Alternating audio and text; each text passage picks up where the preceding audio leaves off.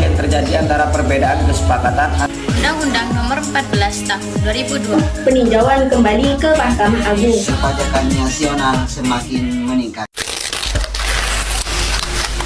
Assalamualaikum warahmatullahi wabarakatuh. Pada kesempatan kali ini saya akan menjelaskan tentang peradilan hukum pajak di Indonesia.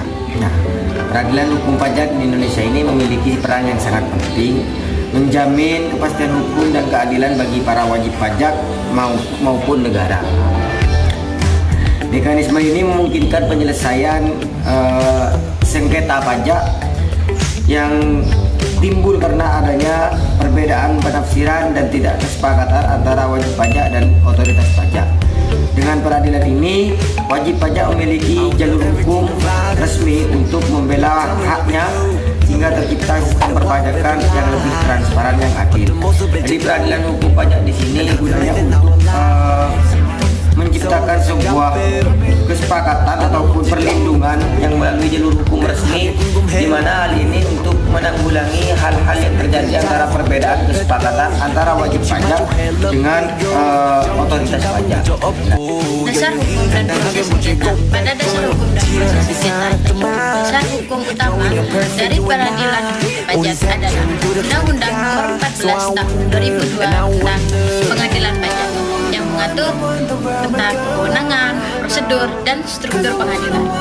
Selain itu, ada juga berbagai peraturan pemerintahan dan peraturan Menteri Keuangan yang memperkuat pelaksanaan sistem ini.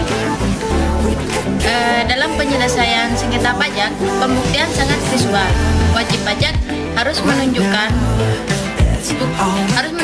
fakta-fakta objektif seperti dokumen keuangan, laporan pajak, dan bukti lain yang sah. Pengadilan akan mengevaluasi semua bukti berdasarkan prosedur hukum dan prinsip kebenaran formal, termasuk kesaksian dan analisis ahli. Di sini ada jenis sengketa dan proses hukum. Ada berbagai nilai sengketa yang dapat diajukan ke pengadilan, seperti sengketa pajak atau PPh, sengketa pajak tambah nilai atau PPN, sengketa pajak bumi dan bangunan atau PBB, dan kesengketa pajak lainnya seperti pajak ekspor impor dan atau konsumsi. Proses hukum dimulai dari pengajuan keberatan ke kantor pajak. Bila ditolak, wajib pajak dapat mengajukan banding ke pengadilan pajak dalam waktu 3 bulan. Dalam beberapa kasus, dapat dilakukan pengajuan atau peninjauan kembali ke Mahkamah Agung, terutama jika ditemukan bukti baru atau terjadi kekeliruan hukum dalam putusan sebelumnya.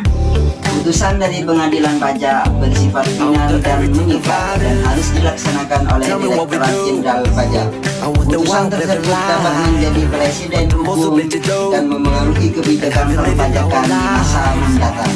Ketika kasus menunjukkan bahwa pembuktian yang kuat sangat menentukan hasil sengketa.